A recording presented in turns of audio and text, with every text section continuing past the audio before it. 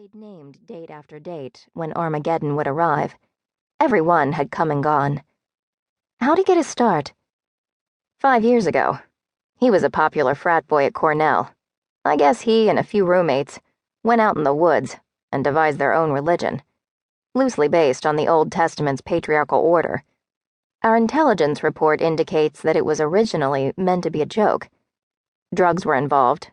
They called it the anti-religion.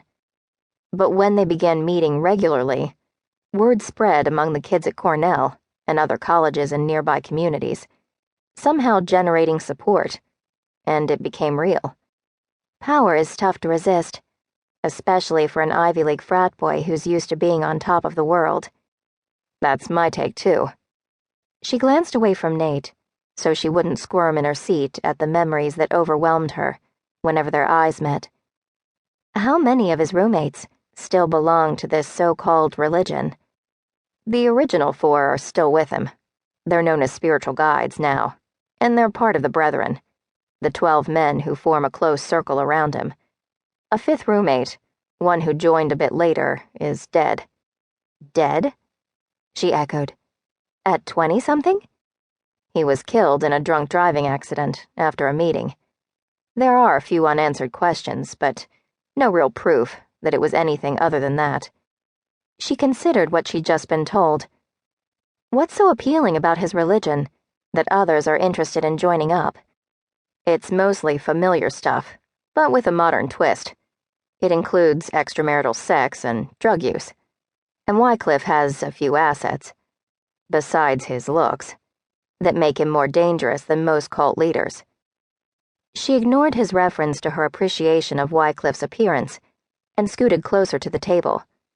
But the instant she caught Nate's scent, that mix of clean mail and leather that would forever differentiate him from every other man, the memory of slipping into his bed to surprise him came to her as vividly as the night she'd done it. Would the mortification never go away? He gave her a speculative look, as if he could suddenly sense an added level of discomfort, but she was determined to pretend she'd forgotten all about her terrible faux pas. As a child, she'd been sheltered so long she hadn't grown up with the usual interplay between the sexes, and apparently hadn't read his signals correctly. She'd thought he wanted the same thing. Keeping her gaze steady, she struggled, once again, to forget that night. And those assets are? More charisma than any man has a right to. At least a man who once idolized Charles Manson. Charles Manson? Are you serious? He chose a file from a stack he'd brought in with him, and thumbed through it while he talked. Dead serious. Wycliff corresponded with Manson regularly when he was in high school. I've got copies of some of those letters here. Was their correspondence a joke at first, too? He played it that way. Used to read Manson's letters aloud to various people he knew, including his parents. His mother said he liked the shock value. His father claims he's always been fascinated with killers, especially Manson, because of the brutality of the tape murders and the power Manson held over those who committed them. Why would they allow him to correspond with someone like Manson?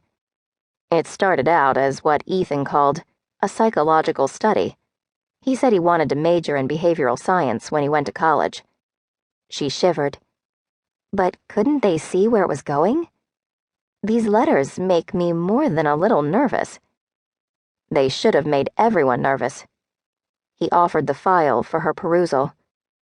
Careful not to brush his hand, she accepted it, but merely placed it in front of her because he was still talking. At first, his parents saw only what they wanted to see, and hoped his interest was professional, as he'd claimed. He didn't read them what he wrote to Manson. He kept that private, so the bits and pieces they heard of Manson's letters made it sound as if Manson was the only crazy one. So how did we get copies of the letters? You know how closely prison mail is monitored. Once his father finally became uneasy, he paid a correctional officer to keep an eye on the budding relationship. It was that guy who made copies.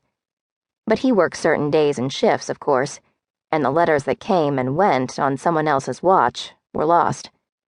Why didn't dear old Dad put a stop to the letters once he saw what they contained? His wife insisted it was just a phase Ethan was going through, that he was purposely trying to provoke Manson, the same way he tried to provoke everyone else. And then the problem seemed to solve itself. Ethan grew disenchanted with Manson, quit writing him, and the relationship ended. But that was a pretty ominous start, and it led to a bigger problem. Exactly. Now Ethan set himself up as a prophet, the Holy One, the man to lead all Christians to enlightenment. And let me guess, enlightenment happens after this life. With your background, I knew you'd be familiar with the dogma. Far more than she wanted to be. She'd tried hard to distance herself from the brainwashing she'd undergone as a child, but it wasn't easy to put all those hours of religious instruction behind her. Not when there were so many lasting effects, some of which she blamed for the embarrassing blunder she'd made with Nate 6 months ago. Sounds as if he's as whacked as Manson, she mused. Or, like her father, his teachings and devotions could be similar enough to mainstream religions to fall within what society deemed normal. Not that her father's normal was normal.